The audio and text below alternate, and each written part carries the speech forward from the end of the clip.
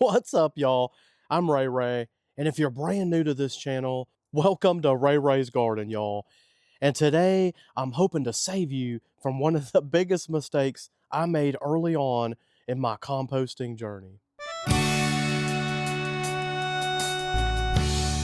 So if you're brand new to composting and you're wanting to get started, chances are you're gonna wanna build a bin. But before you go pallet hunting or buying materials at your local box store, hold on just a second. There's a few things you probably wanna think through. When I first started composting on this property, I was so excited to get started that I just built whatever I could. In fact, I went and got some pallets, took some scrap lumber and stuff like that, and built what I thought was a pretty good compost bin. All I ended up with was frustration and a bunch of problems because I really didn't think things through. So today I'm gonna break down some of those things so you can skip all that frustration and get into making some of that black gold. Composting is an art for sure, but it is very much a science. It's not just about tossing a bunch of scraps in a box and letting them break down. It's a living process. It's a system. If the location, size, type of bin isn't right for you, it probably won't work, no matter how beautiful or how awesome it looks. I learned this lesson the hard way. The first system I built, it was behind the garage, kind of tucked up next to the shed, completely out of sight, but also out of mind. I totally neglected it. Everything got cramped up in that space, and because I had it tucked in the way I did, it was really hard to get a wheelbarrow there. Not to mention, I had plans to expand the garden over here, and every time I added a raised bed, it was that much more difficult to get to the pile. Absolute screw up on that one. And while it was out of sight, I wasn't paying attention to the drainage that was going on, and I was getting a reverse grade going into the garage, my shop, and because of that, I got water damage at the base of the garage. I got a bunch of repairs to do this spring. Lessons learned big time on that one. Location, location, location, y'all. Good composting starts with good habits, and that means good accessibility. So before you start swinging that hammer, step back and ask yourself, where should I actually put this compost bin? Think about it in terms of it being part of the garden.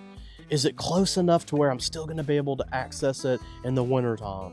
Is there room to get a wheelbarrow and to do the work on it that I need to? And maybe the biggest question of all, am I gonna ruin anything by putting this here? At the end of the day, y'all, if it's inconvenient or you just can't access it, you're probably not gonna use it much. Look, you're gonna be adding kitchen scraps, leaves, grass clippings all season long, even into the winter. And this compost bin needs to be in a spot that mud or snow isn't gonna stop us from getting there. So really think that through. It's good to have it close enough to where you can access it, but not right next to your back door either. You need to find that balance. Compost needs to breathe, and it doesn't like a soggy bottom either. So as you're picking that perfect spot, you're probably gonna wanna level it and make it a little higher and consider how that water's gonna drain off. That way you still have drainage without ruining your shop. The perfect spot will probably also have a mix of sun and shade. A little bit of morning sun is fantastic to heat up that box, but you don't want something that's getting 10 hours of sun all day. That'll just dry everything up. If you can find a spot that sort of has a mix of sun and shade, that's gonna work out best. So a compost bed is not exactly aesthetic garden decor, right? Like it can look really unsightly. So as you build it, think about a location and sort of how you want to go about it to where it doesn't look horrible but can still have high function. Think about a spot where you can hang your tools and keep the space tidy. You might even think about planting something next to it or even in front of it that can sort of hide it or make it blend into your yard. I like to think of my compost bin as being part of my garden's ecosystem, not just the dumping spot. Let's talk about size, because bigger isn't always better.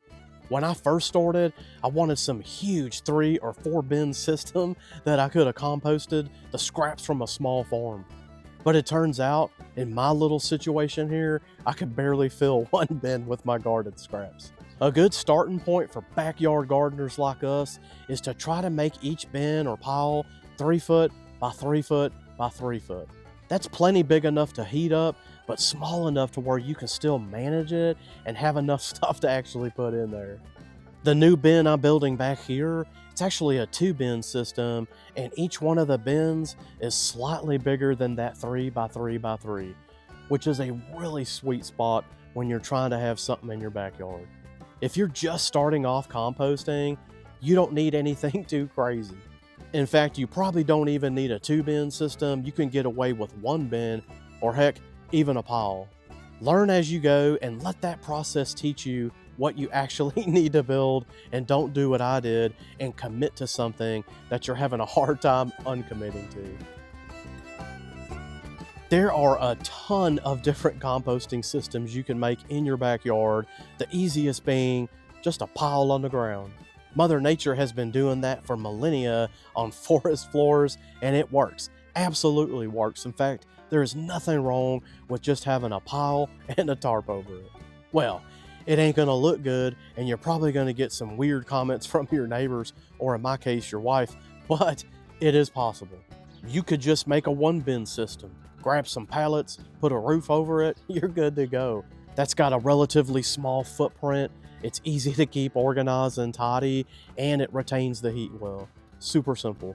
You can go with a multi-bin system like this 2-bin that I'm building, or you can do the super popular one right now, and that is the 3-bin system. I will say you better be a dedicated composter if you want to do the 3-bin, because that is a lot of work to maintain piles like that, and you're constantly turning them, probably on a schedule, and so it is way more involved. This 2-bin system that I'm building is perfect for my situation.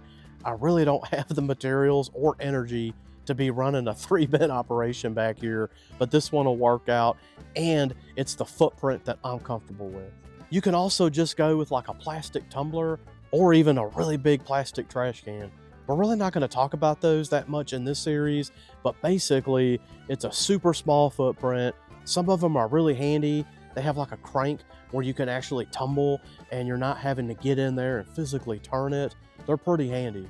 I've composted in barrels a lot in my life, and it does work. At the end of the day, there's no best option.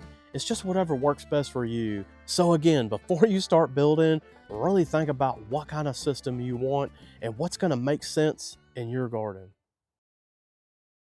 All right, so once you know what kind of bin you're going to build, you obviously need some type of materials to build it with. Don't overthink this part. You don't need to overbuild it. It just needs to work.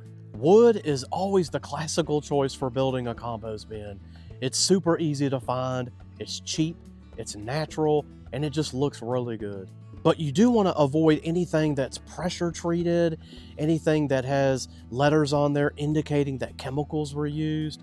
For example, if you see MB like on a pallet, that probably means it was treated with methyl bromide, which is absolutely horrible and something you don't want anywhere near your food. So if you're hunting pallets, be very careful and look for things that have been heat treated. I actually screwed up when I was building this frame. I thought for some reason I was gonna cover up the inside of the frame. I really don't know why I was thinking that. One of many mistakes on this project, but any of the spots that I stained on the inside, I had to sand them and sand them really well, not just the surface, but I had to go down and get rid of anything that had soaked into the wood. The stain I used on this says it's safe for garden beds, but I didn't really want to take any chances, and I didn't want that decomposing into my compost or my soil. And so what I did was anything that was going to touch on the inside, I sanded the heck out of it, and some of the spots that I didn't think I sanded good enough, I actually covered up with some sacrificial boards just to make sure I had a barrier right there and nothing was getting in my pile. You can use metal on your bins for sure. It's obviously going to last longer, but those metal panels are going to heat up fast as soon as the sun hits it. It just sucks up all that energy, and of course that energy is going to go from the outside right into your pile and just dry that thing out. It's going to be really hard to maintain moisture in there. I've actually seen big bins that are plastic that you can buy now. They're sort of like those Home Depot Tough Sheds, except they're composting bins. And I think they would work just fine. But I also think ventilation is an issue with them. And I think they dry out quick too. And I think they absorb heat. Maybe not as much as the metal. But I'm not a super big fan of plastics when it comes to gardening. And I think it's kind of like the stain or the paint. You just don't really want that in the food that you're growing. So remember, as you're choosing which product to make your bin out of, it does not have to be fancy. It just has to work for your needs, but a little aesthetic would probably go a long way to your neighbors and your family. This is the part of composting that's going to make or break whether or not your pile actually turns out, and that is what you put in it. As you're learning about composting, you'll hear a lot of people talk about make sure you have enough browns or brown to green ratio and stuff like that, but it's really simple, y'all. Browns are your carbons. Dry leaves, straw, shredded paper, even sawdust, these are all types of browns. Greens, on the other hand, are your nitrogen. Things like kitchen scraps, grass clippings, even spent plants like at the end of a season, these are all fantastic sources of nitrogen or greens. The sweet spot when you're mixing your pile together is to try to have 2 to 3 parts of browns and 1 part of greens. Too much greens and your pile's gonna be smelly and slimy. Too much browns and your pile's just gonna sit there and do absolutely nothing.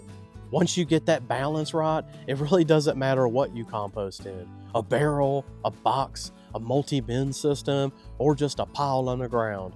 It's gonna work because it's really all about feeding the microbes, not what type of container it's in. But there's actually 2 more ingredients that we oftentimes forget about. I know I did not consider that when building my first bin, and that of course is air and water. Your compost pile is alive. And just like us, we need to be able to breathe and stay hydrated. Air keeps the microbes working fast, and you're gonna avoid that horrible, nasty, rotten smell. In this new bin I'm building, I'm using hardware cloth instead of just boards everywhere. That way I can get as much air as I can moving in and out of that system. I'm using it on the back, the sides, and even the middle section. Even though this system is gonna be tucked in by the fence back here, there's still a lot of air, breezes, and gusts that come through this part of the yard, and I want to capitalize on those as much as I can. As air helps those microbes work fast, water is going to help them move around and make sure everything gets broken down. But we don't want a soggy mess in here. When the pile's too dry, nothing happens. But if the pile is too soggy, it's going to turn what we call anaerobic, which means without air. It's smelly, gross, and takes years to break down. You want your compost pile to be Goldilocks right when it comes to moisture. You want it to be moist, but not soggy. A good way to think about it is you want it as moist as a wrung out sponge. So as you're thinking about building your first pile, remember, it's all about balancing those 4 ingredients: browns, greens, air, and water. And once you do find that happy spot and get that right balance, the magic of composting will happen. Full transparency here, y'all. I'm building my second bin, but I am still in the think before you build phase technically, and I'm probably not all that far ahead of you if you're just starting your build too. My new and improved system is far from being done, but I'm correcting a lot of the problems I did in the old one. In the meantime, I've been hoarding browns and greens. I got a whole bunch stored in my old compost bin, and I cannot wait to be able to cut the ribbon on this thing and get started making my first pile. I'm like 2 months behind on building this system, and I'm totally okay with that. Composting is not about rushing. And every time something came up that delayed me, I got frustrated, and then I laughed and remembered composting is a slow process. It's about adding to the ecosystem, and just like a lot of things in life, it's more about the journey than the destination. So if you're in this same boat as me, good for you, because the thinking and dreaming, planning and building stage is a fantastic place to be. And as soon as I'm done building this guy, I'll take you along the journey, show you all the ways that I fixed the screw ups from the first one, and hopefully I've got a quality system that'll last me for years.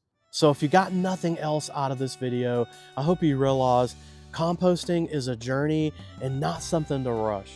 Even though I bet you're super excited to get started, it's worth it to slow down and really think this through. That way you don't have to rebuild yours in a couple years like I did. Plan it like it's part of your garden, because it is. A healthy compost system feeds your soil, and soil feeds everything else. If this video helped you out, please give it a like.